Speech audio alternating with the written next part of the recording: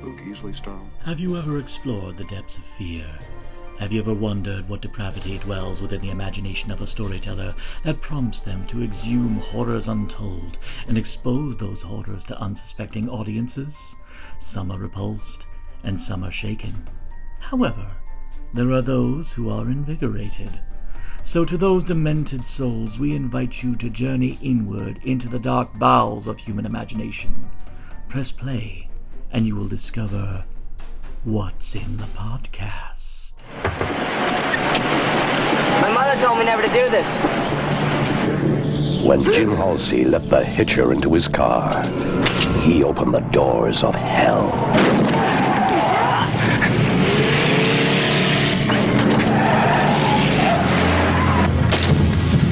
Once you've met the Hitcher, you'll never pick up another. Why are you doing this to me? You're a smart kid. I'll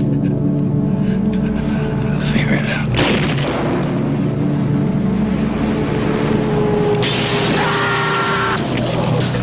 Hi, kid. I don't want to die!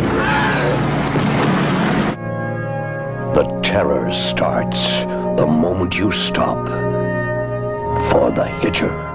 And welcome back to another edition of What's in the Podcast. And we have just started 2024. Of course, as we're recording this, it's still 2023, but I like to get at work ahead.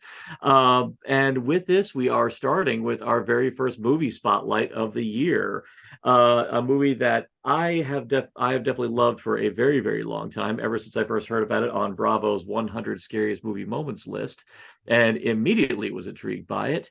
And when I saw it, I fell madly in love. But the person who recommended we spotlight the movie first is, of course, a very dear friend of mine who actually kind of watched my rise to love of horror, and I'm always happy to talk to him, always happy to chinwag with him about all things macabre, bloody, and sanguine.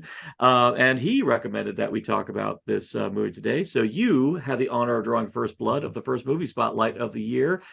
He is pretty much an everything threat in the realm of horror. He is a journalist. He is a podcaster. He is a live streamer.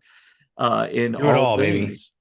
Doing it all. And I've talked about, I don't think I could ever talk him up enough, but it is Mr. Keenan McClellan from Every Day's Halloween podcast. Hello, how's it going, John? You know what? I'm in a happy place right now. The holidays have been actually a pretty happy time. Pretty much Halloween onward has actually been pretty chill, with the exception of being forced to buy a new car, but first world problems. Yeah, there's always something to stop you from getting things under the tree, Yeah, in this case, it's like, it'd be nice if I voluntarily wanted to get a new car, but in this case, no, the transmission on my old one went out, so I had to get it. Oh no, yeah. I'm sorry, man. And it happened the Monday right after Spooky Empire. Right, yeah, good thing you had all that cash in your back pocket, right, from coming from that place. Woo. Sure. Yeah. I had a lot of cash. A lot of cash. Yeah. It's always a great time going there, but yeah, man, you leave going, man, how much was meeting somebody, an autograph, 4 autographs, meet and greets? I want to talk about it. Yeah.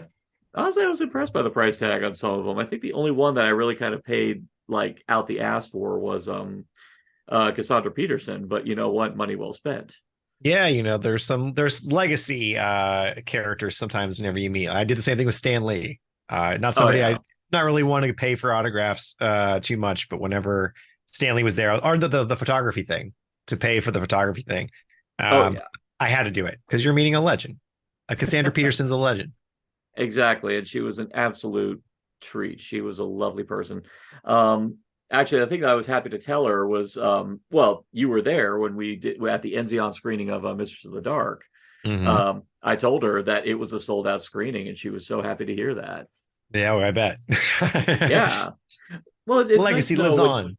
Yeah. Well, it's nice to know when you do something a couple decades back, and then down the line, it still has the staying power, and that people still love it and people still flock to see it. I think that's something. Right. I think it's something that a person, especially at her age and at this point in her life, I'm pretty sure she's feeling a nice sense of vindication to find out stuff like that. Oh yeah, absolutely. Yeah. If anything, Elvira's bigger now than she's ever been, and she's been double D's for a long time.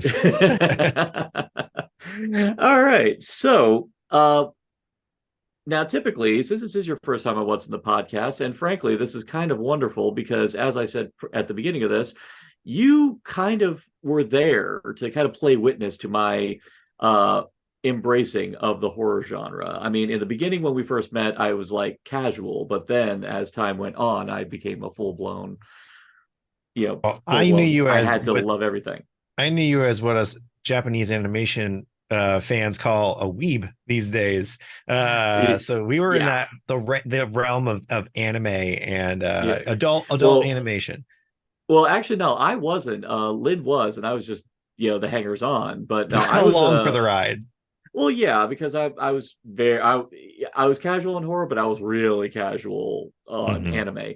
No, at that time, and I still am. I still love Doctor Who with every fiber of my being. In fact, actually, for November, since it's the 60th anniversary, I actually did capsule reviews of the scariest episodes of Doctor Who, so I stayed on brand. Very cool. There you go. But anyway, the reason why I bring this up, because you've played witness to my rise, I am actually very intrigued because you've never told me this story about your origin story. My origin story, where it came from, what got me into spookies. Absolutely. There's a lot. I always kick it back to one moment in my life, but I feel like there's others that if, as time moves on, you find other little moments. You're like, this was definitely like a little like inkling that brings me into this thing. As time moves on, we notice there's all these little moments for some reason that just kind of stick in our heads. But I think for me, the first moment was my grandfather had passed, and I went up to Pittsburgh to go to the funeral and with the family, and just kind of a weird time. You're in your parents' house, and it's kind of they're gone, so it's their parents' house, and you're just kind of there. And my uncle, that was like the cool uncle, everybody's got one. He comes up and he's just like, hey, like if you want, I'll take these home with you. And it was a blank white box, and it had a bunch of blank tapes in it with VHS tapes and little labels on them, which different things. And I was like, sure, all right. We drove back down. I started consuming these tapes, and they were films that were like Dark Castle films to the Charles Brand. Full Moon production stuff. So like Pumpkinhead, Puppet Master, all these just kind of like what's that? Tourist Trap. Yes. It was all these like off-brand horror films that like I had known about Freddy Krueger, and I've known about, Jason, Friday the 13th movies. Of course. Right. Yeah. And that's things scary. Like to this day, I'll still say Nightmare on Elm Street 2 is the scariest movie of all time to me when I first saw it. Freddy coming out at a pool party slashing kids. Get out of here. I didn't know he could do that at that time. But it wasn't until I saw these tapes and these movies that was like, a lot of H.P. Lovecraft like Reanimator and Gordon's films, From Beyond, Castle Freak. And so it was all these like really cool stuff, but they're all taped off of like HBO. So it would always have like these like little moments or like TNT. But I remember they were graphic and they had nudity, so I knew it wasn't on like normal television. But at that time, HBO still had bumpers like in between movies and stuff. Yeah. So it was a cool little thing, and so I just consumed it, and I had this little corner in the back of my brain of all these classic horror movies. And then I got into anime and, like video games and all that stuff, obviously, but that just always sat there. And I was in high school and I did anime. Anime was my big thing. I was an anime nerd. And eventually people would come up and ask me about horror stuff. And I liked horror anime. So that's what I kind of leaned on. And then I would start recommending like real tangible horror movies. Like this will get you into this anime. Like if you like, Akira, check out Tetsuo, Iron Man, and it would just like, so my anime friends would be like, wow, that's really cool. I never knew about this whole section. So I was turning on these anime fans onto like true horror movies. And so that's whenever people started calling me horror guy. And it was until like sophomore year of high school that I was like, oh, hey, horror guy, what's that new? So I just kept it on brand, brought that into all my social media. And then I can't stop. So when a new social media thing pops in, I have to grab horror guy or else somebody else's horror guy. But it doesn't matter. Everybody can be horror guy. It's okay. I think you're the rare. I think you're the rare story of someone who gets a nickname in high school and they embrace it, because normally it's normally it's derogatory. Right. I think I was just hanging around the right crowd. The anime kids, everyone was pretty fun and neat. No one was trying to be horrible. But you're right. Yeah. If you're sticky or you're smelly, then there's a reason why they're calling you both of those. And nobody wants that. I would have lived to be derided for my hygiene. Unfortunately, because I was so white, kids in middle school were calling me Grand Wizard. Grand Wizard. Okay. Yeah. That was how, I was like, Jesus, I'm not that white, guys. Come on. Yeah. I was wondering, are you growing facial hair a little too early? No, no, I really wasn't. No, that's a long, sad, tragic story, which is not the tragic story we are talking about today. To the tragic story we're talking about today is the Hitcher, which came out in 1986, directed by Robert Harmon and written by Eric Red, who gave us Bad Moon, Near Dark, and Body Parts. Great films. I will say to this day, this film and Near Dark to me have, and I'll start off by saying this is some of the best soundtrack work on any horror film. Like the subtle buildups of just tension that has to be brought to just a story about two lone people going slowly insane across the western side of America. It's awesome, and it's just done so well. And I'll play these soundtracks, Near Dark and The Hitcher, all the time. So I wonder if there's something tied in to that with that writer. Yeah, could be. I mean, it could be that he's enamored with the things that go on in the middle of nowhere on the desert road, and probably intrigued by the dark shit that probably happens unsupervised from the modern world.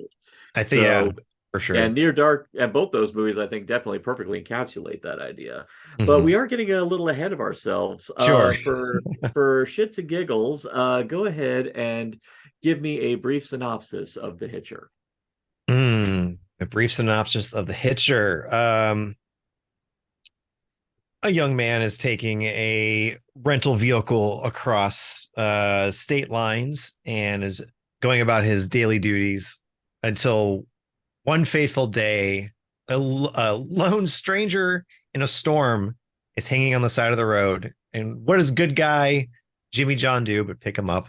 And what his mama always said? Never pick up a hitchhiker. Never pick up a hitchhiker. Never pick up. This is the epitome of that movie, of the person that you do not want to have in your car. And I'll just stop there. Intensity. It's like you think we would have learned that lesson from the Texas Chainsaw Massacre, but no. Right, no, yes. We very clearly didn't. Actually, the thing I got to give to Jim in this movie, played by C. Thomas Howell, they do a good job setting up his reason for doing it. And pure and simple, it's because he's driving on a lonely road. He's already nearly had an accident. He's dozing off. Yeah. And it's storming. He needs someone to help keep him awake. Right. Yes. And that's one thing. It's one thing I love about this movie is that there's a lot of good reasoning for why he does what he does. Some of it can be a little bit objectified, but most of it is straightforward. I get it. He's leaving the crime of a scene because he wants to tell somebody about it. He's not just leaving because he wants to get away from it. Actually, when I was both you and I both revised and watched this again, and the one thing that did astonish me was funny enough, with the exception of just picking him up initially, in the beginning of this movie, he's actually doing the responsible thing in trying to deal with the situation. He's, actually trying to go to the cops. He's trying to warn everybody. He's trying to actually do his civic duty. But unfortunately, this freight train of evil is stalking him and making shit so much worse for this guy. Right. It's almost like he just kind of planted the seed, you're my subject today, and it's just this poor child. And just to reassure, we will be going into full spoilers here, everybody. So this is your warning. If you have not seen this movie, go on to justwatch.com. You can find all the streaming services that it is currently on. Unfortunately, and this pains me, it still does not have a special edition Blu-ray treatment. Yeah, that's a shame. I don't know how yet. and I think it is due to rights issues. I believe that's a major factor of it, but Really? that is a movie that demands a special edition treatment, and it's like I will only accept it if it comes from the big boys, Shout Factory, Vinegar Syndrome, Arrow, any of Right. those people. Yeah. I remember I have like the original DVD that came out of it. My collection's in a Yeah. storage unit at the moment, so I had to try to find it. And I saw it streaming on Hulu. I went to Hulu, but it's the Cinemax thing. Like you have to be linked to Cinemax through Hulu, I and I was just like, yeah. I did discover that you can actually just simply search for it on YouTube and find it there as well. good. Okay, that's Which, good. yeah, we do not, what's the podcast, do not advocate piracy, but when a movie, but in the realm of horror, a lot of times there are some movies that just you can't find anywhere. Right. Yeah, you got to do your duties. Yeah, I always see it as like we're collectors. We're always going to buy and put money back into the same film, maybe twice, three times a lady. Who knows? But yeah. like I mean, the one assurance that we can always give is that yes, this is technically bootlegging, but this is just a placeholder until the time comes when, right. because they will, as soon as we find out that there is a special edition Blu-ray coming, we're all over it. Absolutely. Yeah. Yeah. Without a doubt. Especially one of my favorite films of the whole time.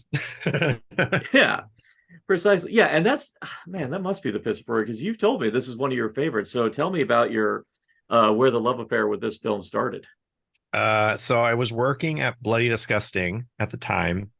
And we were Amazon was still an upcoming website, weirdly enough, at this time. And they sell movies on their website, obviously. So they're trying to get that whole track record. And I remember Bloody Disgusting and Amazon.com had a partnership, and they wanted to have the people that were working there at the time write like a whole little synopsis on their favorite types of horror films and like what kind. So we all kind of like picked a genre of horror that was ours. And then we did episodes of it on the Bloody Disgusting podcast.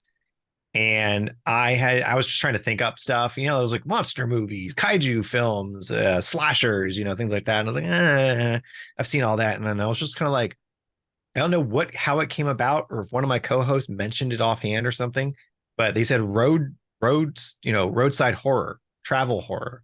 And it really got my brain going. And I was like, anytime I watch roadside horror, I'm always very intensely interested. Yeah. From Duel, from Stephen King, Steven Spielberg. To Once Upon a From Dusk Till Dawn. You have Quentin Tarantino, like the banter and whole half that movie is a roadside horror film. Then it gets to the bar and everything afterwards. But that whole moment, I'm so invested. Duel, I'm so invested. So I started deep diving. I watched California with Brad Pitt, and then I got around to, I knew about the Hitcher, and I remember watching it when I was really young on HBO. So I revisited that, and it just kind of re-sparked that love for that film. And I was like, this is the ultimate roadside horror. You're traveling from one point to another, and the psycho is alongside you. You don't know where they're going to come from. You don't know if they're going to be another vehicle next to you. Like the killer can be anywhere, but you're always traveling. And I think that's terrifying. It's not a house.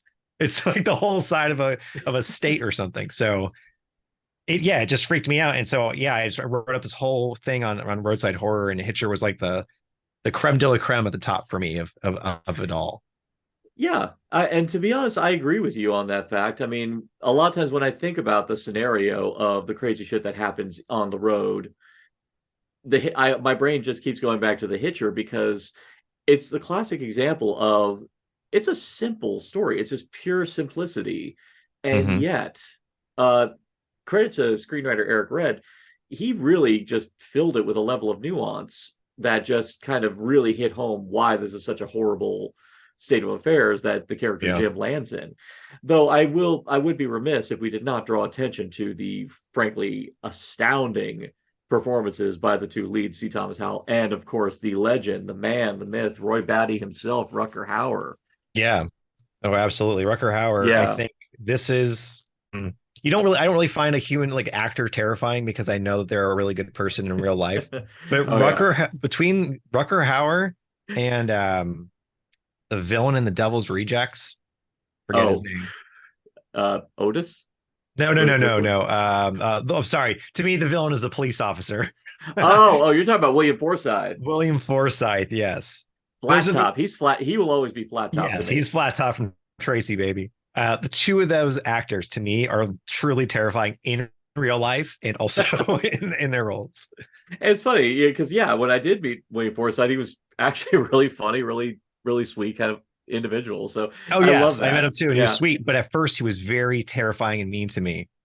But I can't tell if he was just messing with me or if it was. But I think he was just messing with me. But I think he's messing. I'm pretty sure he was messing. Oh my God. Actually, it's funny we talk about that because one of the facts I dug up about here is that C. Thomas Howell loved working with Rutger Hauer because he was so terrified of him. That's great. I love that. Yeah. But here's another thing that blew my mind. He was not the first choice for the role. In fact, they had negotiated with Sam Elliott to play the role. I could see that. Yeah, absolutely. But due to a scheduling conflict, he had to pull out. And even then, there were other because the original script described Ryder as a skeletal individual. They were looking for much more emaciated looking actors, so that's why they got Bowie. They were looking at Bowie. They were looking at Sting. They were looking at Sam Shepard, Terrence Stamp, freaking Harry Dean Stanton. I think Sting would have been great. Sting would have been interesting. I mean, Harry Dean Stanton, I think I would have liked because he's so low key and so unassuming. You don't think that he's going to be capable of such evil. But then, that would have made that movie. That would have just been more sadistic because I feel like he'd have been a lot more sad looking. Like a sad killer. Almost kind of like a wraith on the road, like a sad. And I love that you're alluding to the idea though of Ryder being this almost spectral force that just seems to pop up almost at random. Yeah. Because I love how they're playing. I love that there's no rhyme or reason to how he's able to maneuver everywhere, kind of lending credence to the idea that Ryder may not be a common man. I mean, he may actually be this specter of the road. There's something I want to say that about Robert Harmon's work in this film. He does something where this film, along with the score, the first half an hour of the film almost feels dreamlike. Yes.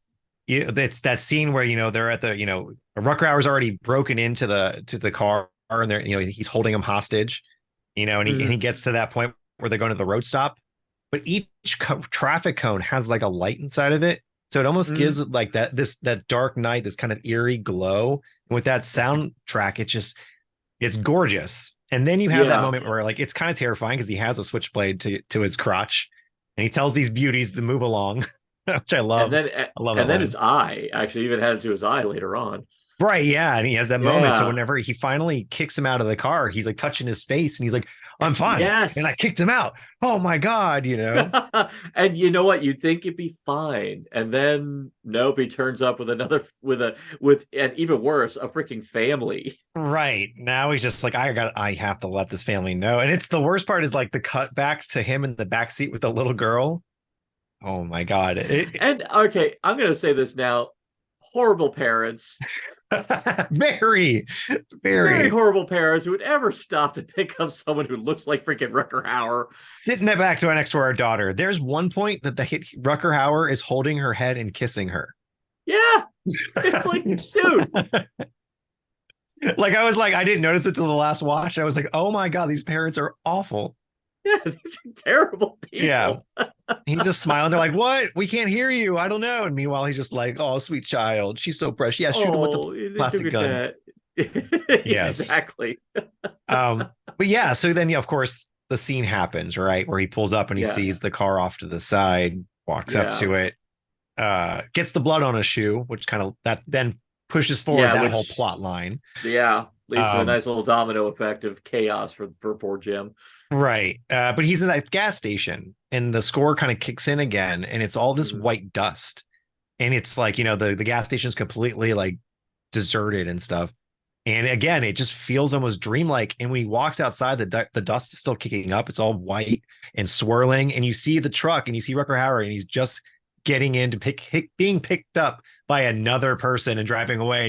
And all Steve Thomas Howell can do is run out and go, no, stop. And it's like, that's the dream, right? Is this reality or is this the dream sleeping on the road? It's this movie's gorgeous. It's great. Exactly. Yeah. That the first thing I realized upon my rewatch. I mean, it is, and yeah, dreamlike is a good way to describe at least the first like 15 to 20 minutes of this film, because Yeah. actually to even think of this whole thing as just one big giant travel nightmare, which I know we've all had, Right. Oh you yes. know, that's a good way to describe this whole thing, because there's a lot of aspects of this movie that are that I feel deliberate in the way they don't explain everything. Hmm. Like even the character Nash, played by Jennifer Jason Leigh, Yeah. she just seems like a person who arrives on the scene and just seems to be that sympathetic ear that just is easygoing in her credulity towards Jim. Right. I mean, Yes. most people would be, and even then, even when he manhandles her, takes her to the bathroom to kind of like convince her, it doesn't take much for her to like be on his side. So Yeah. just so the idea of this whole thing being just a big old nightmare, Hmm. like maybe like the last nightmare he has when he falls asleep at the wheel and possibly dies in a crash or something. Sure. Yeah. Make it meta Yeah, as hell. yeah. Which I would say is the case, but unfortunately, there was a sequel to this. Yeah, there is a Hitcher too, and it does star C. Thomas Howell as well. It does. It does. It is written by Eric Red as well. Okay. Um, in this case, it's him and his wife. I believe his wife played by Carrie Warrer from Eight-Legged Freaks. Uh, Um, and unfortunately, and oh yeah, and Jake Busey is the Hitcher in this case. Which, Interesting. Okay. yeah, so you could definitely expect some scene chewage on that one. Is he the Uh, son of this guy, of Rucker Hauer's character? they there apparently there's no connection. He's just yet another crazy Hitcher, Okay. and that from what I'm told is the fatal flaw of it, is it's just pretty much repetition. Right, right. There's that, and Yeah. there's that remake, right? Didn't they, with the guy from Lord of the Rings? Is that Oh him? yeah. No, Oh yeah. It was Sean Bean. Yep, it Sean was Bean. Sean Yeah. Bean. Yeah, Sean Bean, and it was Platinum Dunes. So the main characters were vapid as hell. Right. Yeah. They got their truck stop hat on, and the girl's got a white tank top on, and Of yeah. course, Yeah. and Yeah. a and Yeah. a denim mini skirt because we're in the desert. Yes. So because hot women in Platinum Dunes movies, if they're in the desert, they gotta be wearing those denim skirts. So Yes. Yeah, that's I never saw the remake, but I know some people have told me that I guess the ending major moment of the film, I know we're not gonna get to it yet, but I think that oh, one we'll get actually yeah. shows everything, and I feel like that's a scene you don't need to see what happens. Well, and the other thing is it's a couple this time. It's not just Jim. It's like they start as the couple and they Mm. swap it where the guy's the one that gets drawn and quartered. Ah, gotcha. Okay. Yeah. Which, Okay. if you're gonna do things different, I mean that's a good thing to be different. But Right. ultimately, by and large, the film just wound up being cut and paste Right. from my research. But Gotcha. anyway, Okay. but again, we're not talking. Stop being quiet. The original script for this was actually like 190 pages, Wow. and it was even gorier than what we ended up with. Like for Yeah. example, the famous scene where he finds the finger in the fries. What that was originally supposed to be an eyeball. Oh wow, really? Yeah, Oh God. I kind of like. It's easier for I like the finger better. Yeah, I'm well, not gonna yeah, lie. it resembles a fry in a weird way, so it kind of blends Yeah, in. Yeah. exactly. Yeah, it just makes a lot more sense. But this is a film that got so much they had to fight so like tooth and nail with every executive to make sure the film is the film that they want to be. Yeah, they had to negotiate to diminish the gore, which is hilarious because if you read a lot of the reviews, all they did was attack the movie for the gore and the content. And I'm like going, Really? yeah, Wow. at that point you might as well just gone full bore and just made it like a crazy ass gore fest at that point. Yeah. Oh yeah, But I feel like that's one of the strong things about this movie. I feel gore has its place. I love gore in slasher films. This movie's not really a slasher, it's a yeah. I mean, yeah. Rucker Hauer does get to a point where he feels like a slasher when he breaks through the windshield and he's like, "Hello, boy," or whatever. Like I Oh was like, "Oh, yeah. that's a little Freddy of you." I feel like that one scene with the family, like him just kind of throwing up, it paints a better picture for you, than Yeah, having to see a bunch of families dead in a car. exactly. I mean, I think a lot of it about critics, especially back then, I think they were just appalled at just the notion that the film goes there, Right. and less Yeah. that they show it. I think it's just they're just Mm, appalled by the notion that a good old American family that would have voted Reagan to a third term. Yeah. The idea that family just got brutally slaughtered and obviously so horrible that it makes a person puke. I mean, Right. Yeah. I think it's the mere implication. And of course, I guess we might as well get it out now. The famous drawing and quartering scene, Mhm. that there was a big old battle. I mean, a lot of studio executives wanted them to just cut away and just go to a funeral scene Oh wow. afterwards, just not show it at all, just flat out just say, yeah, she did. But Yeah. they stood their ground. They like said, no, this scene is one of the most important scenes in the movie. It's like it's the pinnacle. It's Right. like the most important scene. We have to have it, and we have to show it's as horrible as it is, because this is what pushes Jim to do what he does later on. So we've got Absolutely. to, yeah, we've got to have it. And I'm glad they stuck to their guns. And to their credit, once again, even when I saw the Bravo 100 Scariest Movie Moments, they show that this was the scene that they spotlighted. I just, of course, because it was on TV, they cut away. I thought, okay, it must be like actually like hardcore when I see the movie. I watched the Mhm. movie. No, they don't show it at all. You just hear like the sounds of ripping, and then it Right. just Yeah. does a fade to Fade. black. Yeah. And I was like, I'm good. That I don't need Yeah. any more than that. Yeah, yeah, exactly. I feel like there's a time and a place. I was saying that these just today that I noticed a lot of action movies in the 80s and 90s would always have an actor jumping from the building. You get that shot, right? You get the guy Yeah. falling, his arms flailing, and you fall into the mat, the little pillow pad. Yeah. And today we replace all that with CGI, even in like a romantic comedy. Like we just put CGI in everything because that's just the way you do it, you know? Yeah. So there's no call for that man to jump off that building anymore. Even though there are stunt actors out there, a lot of movies, they just CGI it in. And I feel like that's kind of like the same thing with gore in horror movies where, you know, they're just kind of like, well, we have to do it. So nowadays you would if you did the guy falling, you didn't CGI because you don't really care, but you have to have payoff because it is CGI, and you show the gore and the splat. But I feel that's too much. You don't want to show that. That's why movies now have a different feeling than they did in the 90s, 80s, and 70s. Like, you know, like you didn't. It's more like a novel. You're reading a novel, you're reading a book, and you know what happens, and you turn to the next page, the next chapter. You're moving on. Then that gross payoff, and it's just like, oh, that girl that we were getting into, we were loving her story. She's now splattered. Like, I don't want to see that. Yeah, it's a testament to a good filmmaker, and this isn't just horror. This is just everyone in general who is able to understand the kind of movie they're making, to know when to pull back and when to show. Mm-hmm. And to me, I think Robert Harmon was exactly that director, because yeah, the film doesn't shy away. There are some gory scenes. I mean, of course, when Jim discovers that his cell door is open and finds the entire police station massacred, you're watching the police dog licking.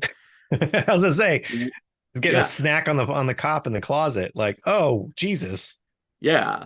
So the film doesn't shy away from it. It's just they're picking their moments, and they know what's going to be more effective depending on execution. So yeah, absolutely. Yeah. And I think that's another testament to this movie. And I find it hilarious that the critics just railed on this movie for saying it's gratuitous violence. I'm like going, this is perfectly gratuitous, implies there's no purpose to it. This is exactly This movie is doing exactly what it promises to set out to do, and the situation perfectly suits all this blood and gore. It reminds me of your films like The Shining or Texas Chainsaw Massacre, where like those names invoke fear and terror in horror movie in you, but when you watch them, honestly, the gore on Shining's can be a bit much, but honestly, I just recently, because I was showing my friend The Shining and Dr. Sleep in a double feature, as you should.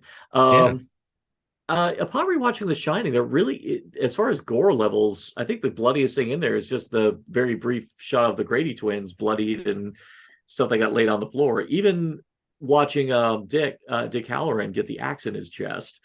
It's just kind of there and gone. Well, because he's wearing a parka, fortunately, you're not seeing like his rib cage is getting exposed or anything like that. You don't see anything like that. It's simple. But again, Kubrick, bless him, dude knew when to hold back, when to show. And Toby Hooper, literally, whenever that hook happens, you know, it's just there's like a little like squirt from a chocolate bottle in the background, and that's literally it for like blood in Texas Chainsaw Massacre. Or even one of my personal favorites, Tourist Trap. I mean, that movie, scary as hell, but yet it's a PG, and there's only like Mhm. one scene of gore when Tanya Roberts gets the dagger in the back of her head. Yeah. But like you said, there's Yeah, a time and a place for gore and yeah. the way it's used. And I think there's a very there's something in subtle gore in classic horror films that is lost in today. I mean, people do it though. There's smart Oh yeah, gore too. So yeah, exactly. And but I also am happy that we also have the filmmakers like Damien Leone, who just revel in just beautiful excess oh yeah, you're going as for it. well. People are there for a Exactly. reason. Yeah. I mean, I just watched a film called Adam Chaplin on Screenbox. Oh yeah. That was basically The Crow had a baby with Ricky O. Interesting. Okay. Yeah. Yeah. I think you would get a kick out of it. It's not high art, but by God, you will just admire the fact that it just goes for it. Yeah. And yeah. Uh, Nice. but to me, the wacky thing about The Hitcher is that this is kind of like maybe like you could say it's like the happy middle ground. Like maybe Mm. like where Oh it's sure. subtle yet shows stuff to effectively disturb in that particular scene. I think Hmm. the importance of showing the police station massacred as it is also is to show, because that's really the first time, even though we saw the family get or at least we only get implication of what happened to the family, but to actually see all the violence, like it was, you can imagine, it also lets your imagination run wild as to what the hell he Yeah. did Right. to. What went down? You see the cop with the gun in his hand laying there. So you're like, there was definitely a shootout and these guys lost.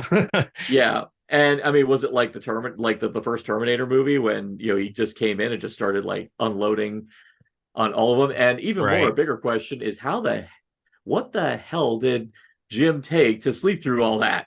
Oh, seriously. Yeah. Whatever he had was horse tranquilizers or something. It's red, man. Yeah. No, yeah, Oh, that whole scene, yeah. Then that's the thing, man. Like it's funny. Maybe that was a whole like, well, we can't show the dead little girl, but we'll show the cops. That's yeah, no problem. Cops are dying yeah, in movies in the 80s every 2 seconds. yeah. The one thing that has been talked about this movie, a lot of people have interpreted this. Actually, some cynics have declared this a movie about gay panic because of the relationship between Ryder and Jim. Hmm. Whereas Rucker Hauer himself openly said, "This is not that kind of movie. This is a movie about just pure evil and how being encountering that kind of evil changes a person." Yeah. Oh, I could see that. Yeah, yeah. I mean, And that to me, there's definitely an intense relationship there. You know what I yeah, mean? Uh yeah, he's pure evil and he knows he can get in this kid's head. And you can see mhm, that in this movie. Like he's getting off on knowing that he's really fucking with this kid. So by the time he yeah, knocks this kid out and he's on the side of the road, you can see Rucker Hauer kind of smile a little bit. He's proud of him. He's proud that he grew some balls and kicked him out of the car, which really gets his goats going. You know what I mean? Like he's like, oh, I'm gonna have fun with this guy. So by the end of the film, there's that moment where, when he has her drawn and quartered, and yeah. he says, take the gun and point it at my head. I want you to point at my head, and he just kind of hands over the gun, and that's he's just like, you useless. And that's when he does because he wants him to grow a pair He and really wants push. because Jim knows, and of course Jim knows that if he shoots him, his foot's going to go down the gas and she's dead. Right. So of course he doesn't want to do it. In a way, this may just be because I just rewatched Saw 10, but it honestly felt like a Saw scenario. Yeah, very Kramer-esque. Yeah, very Kramer-esque scenario. It's like, what do you choose? What kind of person are you? Life or Yeah. death. The choice is yours. Yeah, he made him make a choice. You're right. Yeah. And I love Ryder's disappointment in him, because this whole time he's watched this kid survive and endure a lot of crazy shit. I mean, even pretty damn effectively maneuvering in a car chase with cops who are shooting Yeah. at him, who are like, God damn, Yeah. shooting shooting up their car. I still think it's crazy that they had that Blondie and Clyde moment, and he's telling her to like shoot out the back of the car, and she's like, "I'm not going to shoot cops. Like, who do you think I am?" And he's like, "You just have to." After the car is Yeah. basically blown away, she kind of sticks her hand out the car and loses the gun. There's a part of me just expecting her to go, "I burnt my fingers and I cracked a nail." Yeah, that was that type of like, oh, he hit a bump, it's gone. Like, but you know what? Again, in Nash's defense, that was a pretty crazy scenario. She's not used to this kind of scenario. Yeah. She's not used to shooting from vehicles. That's one thing, when people scream at characters for doing that, is like, "Oh, I wouldn't have done it." Oh, really? How many car chases and gun battles have you been in? Yeah, this whole scenario is basically like Grand Theft Auto. Like, how many stars can we get? Oh, you hit 5 stars. The helicopter with the automatic is coming after you now. Yeah, that would be a 4. No, actually, that'd be a 3-star.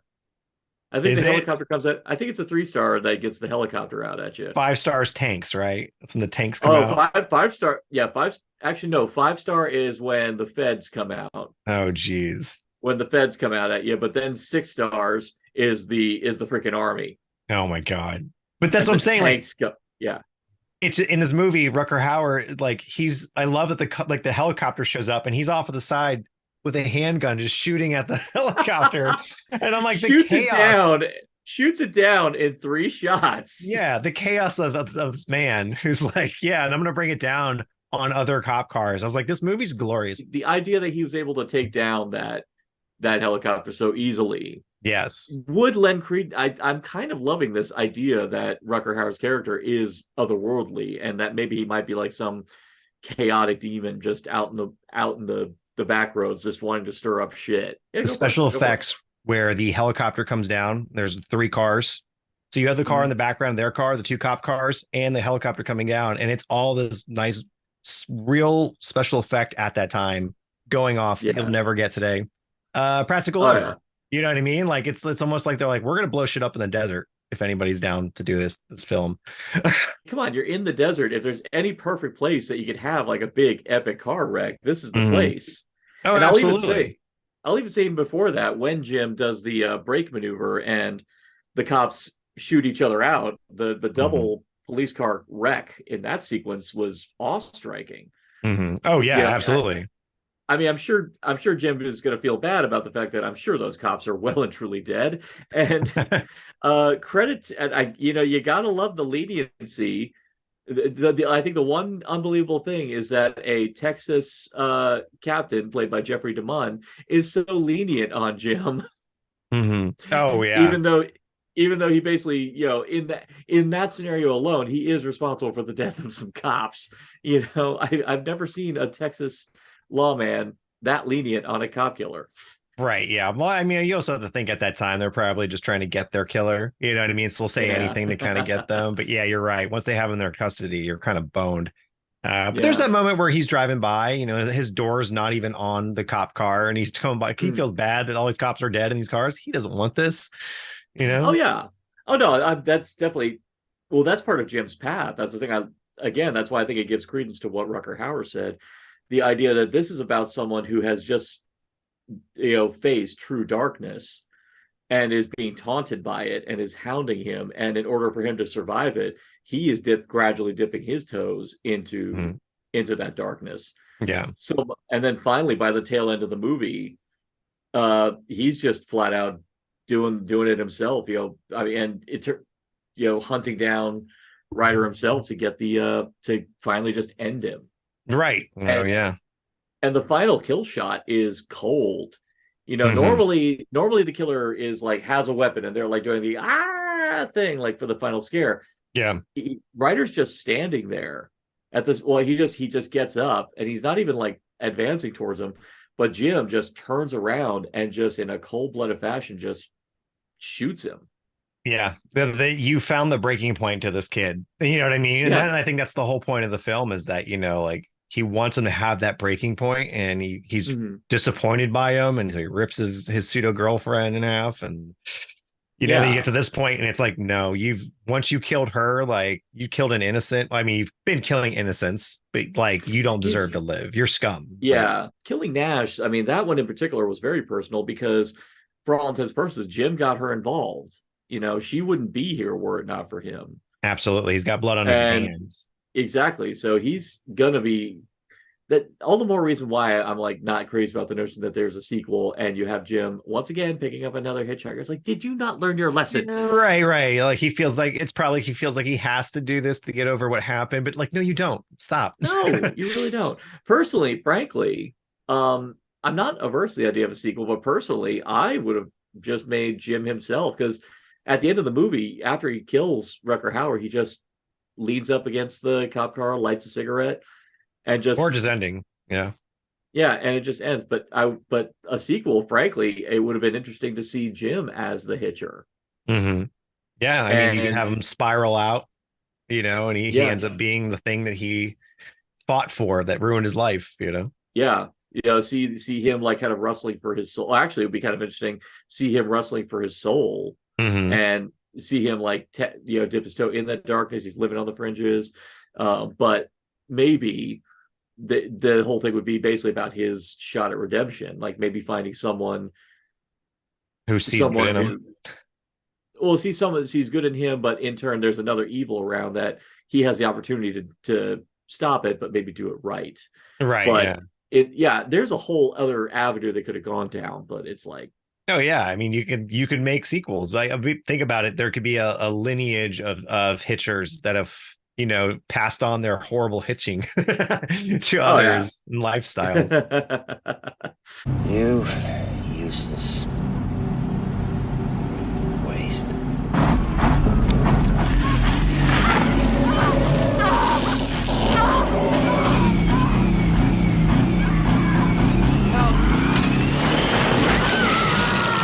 Actually, apparently Nash's death, this is just from research, apparently in a draft of the script, she was just supposed to be like rammed up against a wall with the rig.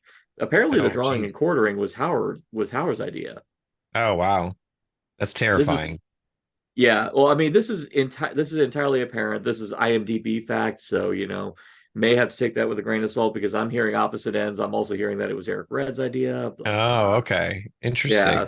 Yeah, no, I mean, just the idea in general is just, I think whenever you see it for the first time, you're like, oh, is that what they're doing? Because you can hear the revving, the camera kind of moves around when you see it's happening. You're like, this isn't going to end well for anybody involved. Oh, no. There's a moment in that scene that the cops are standing next to her, and when they get the radio call, they start backing up, and it's a bad sign when you're drawing quarter and all of a sudden the cops are all backing up because they don't want to get blood splattered on them. And that scene just happens real quick, and I was like, oh, that's when you're fucked, is that they got the call and they're like, oh, back up. I think it's sad is that I can think of so many like ways they could have got her out of this situation. I mean, sure, cut the rope. Run over and cut that rope as quickly as possible.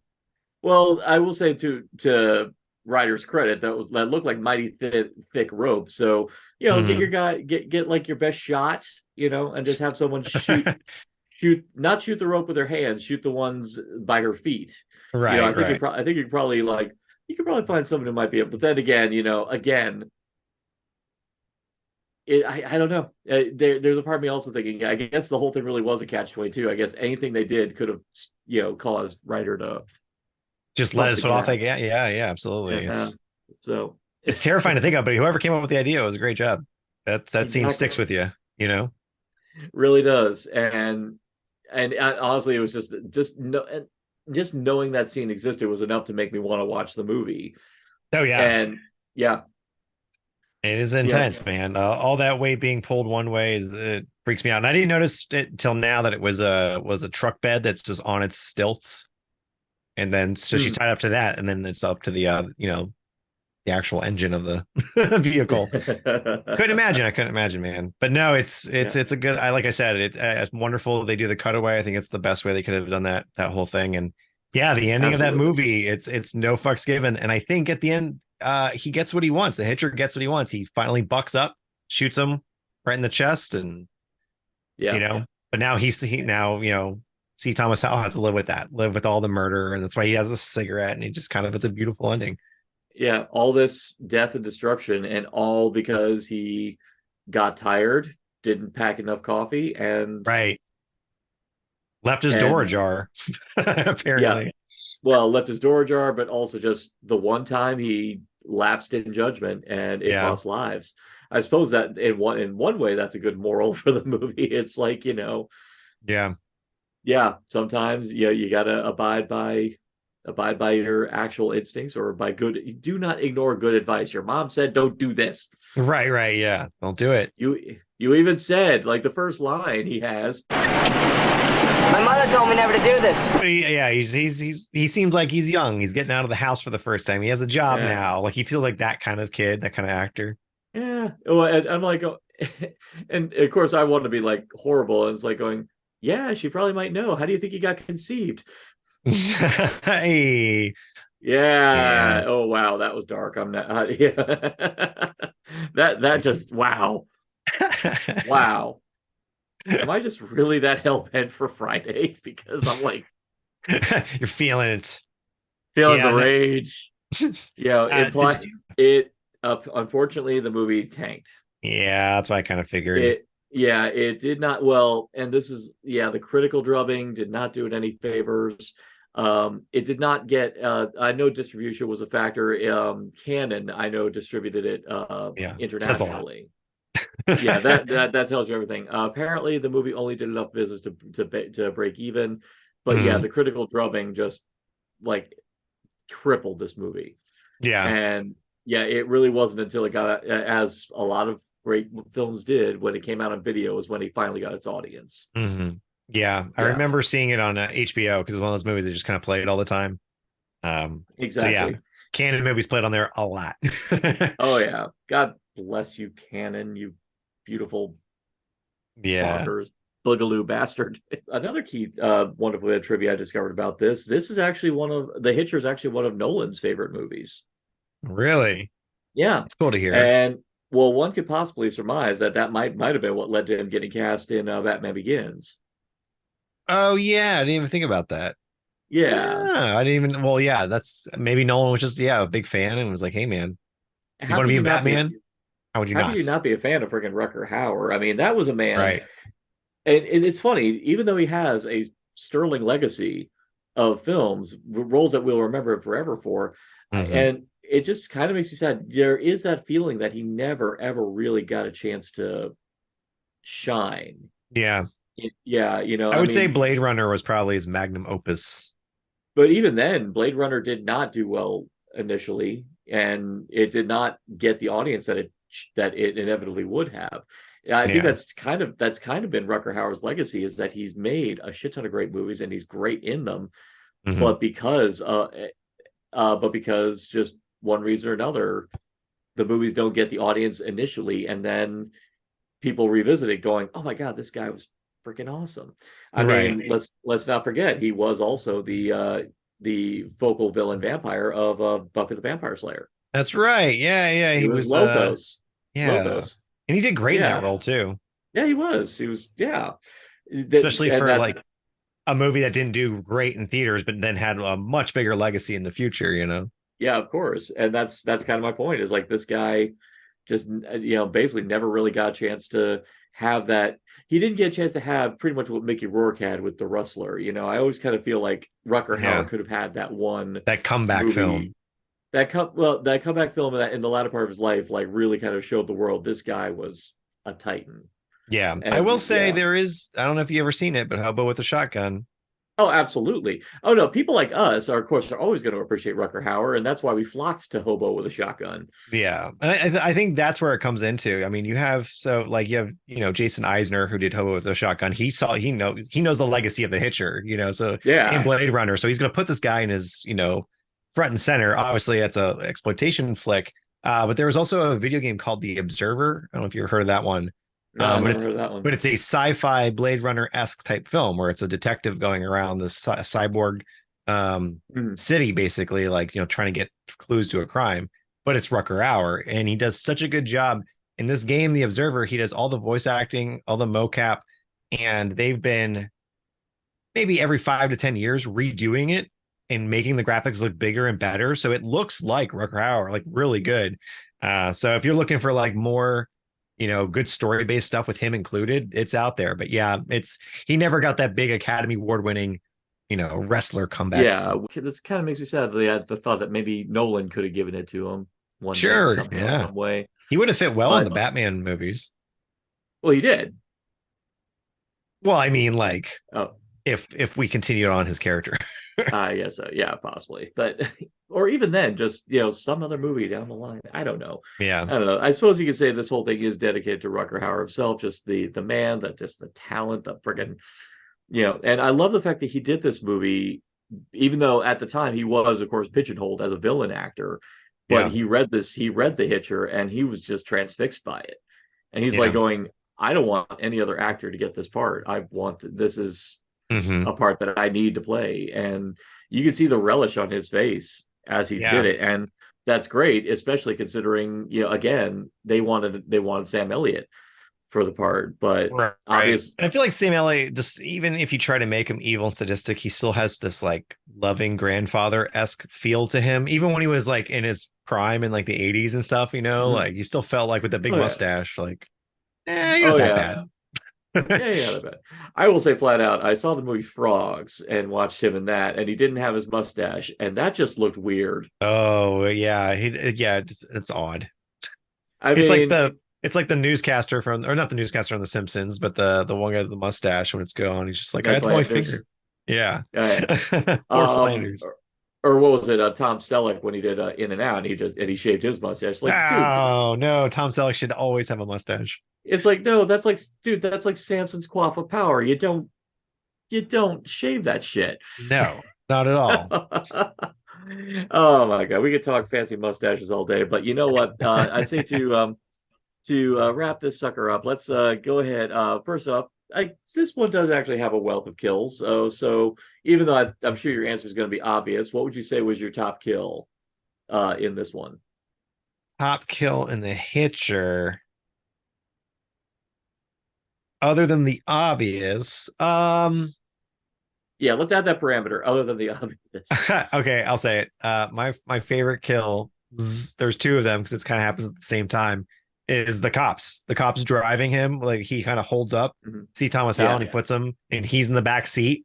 So he thinks like, all right, just drive me to the nearest place, and we'll get off, and everything will be fine. And as he's talking, you see the truck coming up in the back window, like coming alongside the car, and you're just like, oh no, we haven't seen other cars in this movie at all, and every time we do, it's always him. And he just pulls right up and takes his gun out and kills both of those cops, like no problem. And it just cuts back to see Thomas Howell screaming, just covered in blood, like no, because he knows he's screwed. You're covered in more cops. You just held up these guys. You called the deputy. Like, you're so fucked. I think at that point, I'm just like, you're like, where can this movie go? Like, what's gonna happen? You're right. And you know, a helicopter come up, you're just like, oh my god, this movie's going places. And you're absolutely right. The buildup is fantastic for that because, yeah, there is actually a good casual scene where they're talking about going to another station, getting himself processed, and we're gonna do all this by the book. I don't want to hold you guys up, like. But I love, you do see that freaking truck coming up very gradually. Yeah. And if you're eagle-eyed to spot it, like on the approach, you're just like, what is that thing gonna do? And it's like, oh fuck, it's him. And it's like without hesitation, he's windows down, he just sticks out the handgun, and both cops are gone, and you're just like, oh no. Yeah. And actually, on another related note on this one, Rucker Hauer actually did his stunt driving. Hey, that's awesome.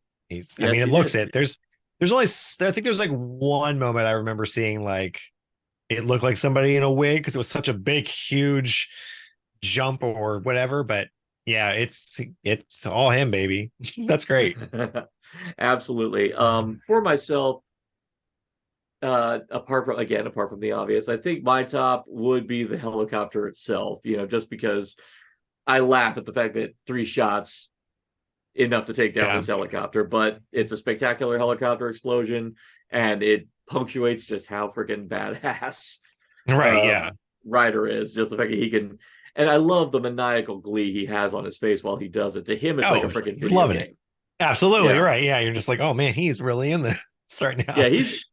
Yeah, I think that's the other factor is that, and I think that's another reason why I'm glad it was Rucker Hauer, because he has this twinkle on his face. He just has this like grin. He is just living his best life in every single scene he's in. I mean, think about Blade Runner 2 when he's in that rain scene with, Harrison Ford, and he's smiling. Like he can play evil, but that evil that's just so sadistic, and you just believe every second of it with him, Oh yeah, especially in this case. But this is a person who's like, in a way, is a bit like Ryuk from Death Note, just someone who's just loving all the crazy shit that's pretty much happening because of him, and he's just like enjoying it, relishing it. Yeah, so, he's just relishing knowing that the main character, it's only causing the main character to flip out even more. Exactly. And that is definitely why I'm going to go with what they said here. I really do think it is just a matter of him seeing the darkness in this kid, and he's just kind of push him as far as he can go. So yeah. All right. Well, I think we've mined this sucker for all it's worth. Is there anything else you want to this was awesome. Is there anything else you want to bring up about it before we sign off? No, I think we covered all bases of it. I think it's a really, like, from start to finish, probably one of the best, underrated horror movies. If you're getting into horror, but you're, tired of the slasher flicks and you want to find something that's a bit more grounded, a bit more, real. I don't know how real this Rutger Hauer character could really be, but it's so much fun. And I think I haven't seen the sequel or the remake, but I don't think they can hold a candle to what was created. Probably not. Not. All right. Well, in that case, first things first, where can we find you social media wise, which I know is abundant. So take your time. Just at horror_guy. So horror guy across Instagram, Twitch, Twitter. Well, I'm that everywhere. So it's not too hard to find me. And then of course your podcast, the Everyday's Halloween podcast. Yeah, the Everyday's Halloween podcast. That's on all the podcasting networks. Just go on there, type it in, and we have socials for that too. Which, didn't you just celebrate your 50th episode? We did. Yeah. We did our 50th episode live at the Vault here in Orlando. And it was a good time. So we're pulling back into that in 2024. More interviews and stuff. So I'm excited. Nice. All right. How about you? How are things in the world of podcasts on your end? Well, like I said, I'm just starting off on this sucker. I'm right now. I feel good whenever someone actually says they listened to it and said that I did a good job. So good. I mean, given the fact that I'm strictly amateur hour at this stage, I'd like to think I'm, got some kind of like, I'm still at a very modest stage at this present time. So I'm trying not to act like a big shot, but simultaneously, I still want to be pleased with my work. So. Absolutely. No, you're doing great. This was an awesome interview. I had a great time talking about this. I think it's the best way to go about it. Just talk about the things that people love. Exactly. It's horror. So. Exactly. And speaking of which, for all of you at home who want to explore the deep recesses of human imagination, ask yourself this very simple question: what's in the podcast?